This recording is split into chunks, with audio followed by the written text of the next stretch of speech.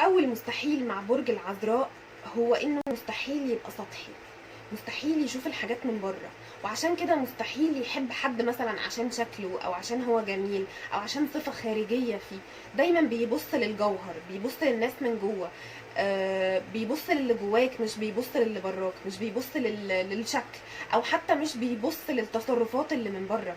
دايما بيبص للبني ادم من جوه، بيحبك عشان اللي جواك، بيحبك عشان نفسك من جوه مش عشان شكلك من بره. يعني ممكن تعجبه ويتشدلك عشان شكلك، لكن مستحيل ده يبقى السبب اللي يخليه يكمل معاك او يحبك او يقرب منك. دايما بيبص للي جواك، دايما بيبص للجوه البني ادمين، بيحبهم عشانهم بجد، مش عشان من بره، مش عشان شكلهم، مش عشان حلوين، مش عشان معاهم ايه ومعهمش ايه. بيشوفك من جوه بجد. تاني مستحيل مع برج العذراء هو انه يحط حاجة في دماغه وما يعملهاش. اللي هو عايز يعمله هيعمله، لو بعد 70 سنة اي حاجة عايز يعملها هيعرف يوصل لها. بيفضل ماشي وراها لو هيفضل 10 سنين، المهم انه في الاخر اللي هو عايزه هيعمله، واللي هو عايز يوصل له هيعرف ازاي يوصل له. برج العذراء كمان مستحيل تعرف حقيقة مشاعره لو هو مش عايزك تعرفها، سواء مبسوط او فرحان او زعلان. لو هو جواه حاجة عايز يخبيها وانت عايز تعرفها، مستحيل تعرف غير لو هو سمح لك انك تعرفها. غير كده هو بيعرف يخبي جدا، بيعرف يداري. لو هو زعلان بيعرف يداري، ممكن يقنعك ان هو مبسوط وان هو اسعد واحد في الدنيا، وهو من جواه هموم الدنيا واللي فيها. لو هو بيحبك وعايزك تحس ان انت مش فارق معاه، هيعرف يثبت لك ان انت مش فارق معاه، وهيعرف يقنعك بده. فمستحيل تعرف حقيقة مشاعره الا لو هو كان عايزك تعرفها، لو هو مش عايز انسى. مستحيل كمان من مستحيلات برج العذراء هو انه يصدق اي حاجة بيسمعها من غير ما يتأكد منها بنفسه. يعني لو مثلا حد جه قال له فلان وحش، مستحيل ياخد الكلام ده ويصدقه من غير ما يتعامل مع فلان، او من غير ما يكتشف بنفسه هو الشخص ده وحش ولا لا. لو مثلا حد حكاله عن حد حاجة، او حد قال له معلومة، او حد قال له خبر حصل او اي حاجة، لازم يتأكد دايما من الحاجة بنفسه قبل ما يصدقها او قبل ما يقتنع بيها. ما بيصدقش اللي بيسمعه، بيصدق بس اللي بيشوفه، بيصدق بس اللي هو اتأكد منه بنفسه.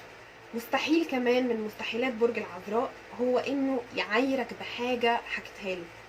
لو قعدتوا 10 سنين متخانقين، مستحيل تبقى حكيله سر او حكيله حاجة ويجي في يوم من الايام يعايرك بيها.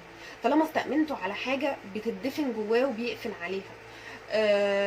ما بيكلمش حتى نفسه فيها طالما انت استأمنته عليها. طالما انت حكيت له ده واعتبرته صاحبك وحكيته له، وحكيت له سر او حكيت له حاجة عنك، او حكيت له حاجة وقلت له ما تقولش لحد، مش هيقول لحد حتى لو بينك وبينه مشاكل الدنيا والدين وقعدتوا سنين متخانقين.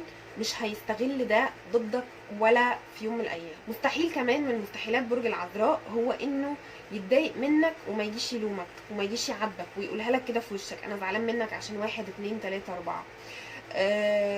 بيحب يجيب من الاخر، يعني بيحب لو هو مضايقك يجي يقعد وشك في وشه كده ويقول لك والله انت عملت 1 2 3، يجي يعاتبك عشان بعد كده لما يتصرف اي تصرف او ياخد اي موقف ما يرجعش يلوم نفسه ويقول لا انا كان عندي فرصه ان انا اعمل كذا كذا كذا كذا وما عملتوش، كان عندي فرصه ان انا اصلح وما صلحتش، كان عندي فرصه ان انا عاتب او الوم وما عاتبتش. دايما بيحب يعمل اللي عليه، ودايما بيحب لما يبقى باقي عليك يعاتبك ويلومك عشان لما يقطع ويبعد ما يجيش في يوم من الايام يلوم نفسه او يحس ان هو كان في حاجه ممكن يعملها وما عملهاش. مستحيل كمان من اهم مستحيلات برج العذراء هو انك تساله على حاجه وما يبقاش عنده رد. اي حاجه في الدنيا هتساله عليها لازم عنده رد ليها، حتى لو هو لسه ما يعرفش. دايما هتلاقيه عنده وجهه نظر، دايما هتلاقيه عنده رد. مش هيقولك ما اعرفش. يعني لو انت جيت سالته على اي حاجه في الدنيا، يعني ممكن تديله 5 دقايق كده وهيجيب لك الرد، يعني هتلاقيه بيرد عليك. مش هيعرف يقول لك ما اعرفش، مش هيعرف يقول لك لا ما عنديش فكره، او لا ما اعرفش. اي حاجه هتقول له عليها دايما عنده رد ليها جاهز، الرد عنده جاهز. مش عارف ايه حصل ليه عشان كذا، مش عارف مين راح فين، راح الحته الفلانيه، مش عارف مين. المهم انه الرد جاهز. اخر مستحيل من مستحيلات برج العذراء هو انه يستحمل الغباء. هو اوريدي شخص بيحب يتعامل مع الناس الذكيه، الناس اللماحه، الناس اللي بتلقطها كده وهي طايره زيه. عشان كده مستحيل تبقى انت شخص غبي ويستحملك، مش هيقدر. يعني هتلاقيه بيجز على اسنانه وهو بيتكلم معاك، هتلاقيه بيشد في شعره، هتلاقيه وشه بيحمر، هتلاقيه عروقه بتنفض. مش هيقدر يستحمل الغباء يا جماعه، مش هيقدر. اعذروه، هو شخص بيحب، يعني بيحب الشخص اللي قدامه يفهمه من عينيه، يفهمه من بصة، يفهمه من غير ما يتكلم حتى. فتخيل بقى لما يبقى شخص هو اصلا بيتكلم معاه وهو غبي ما بيفهمش، مش هيستحمله.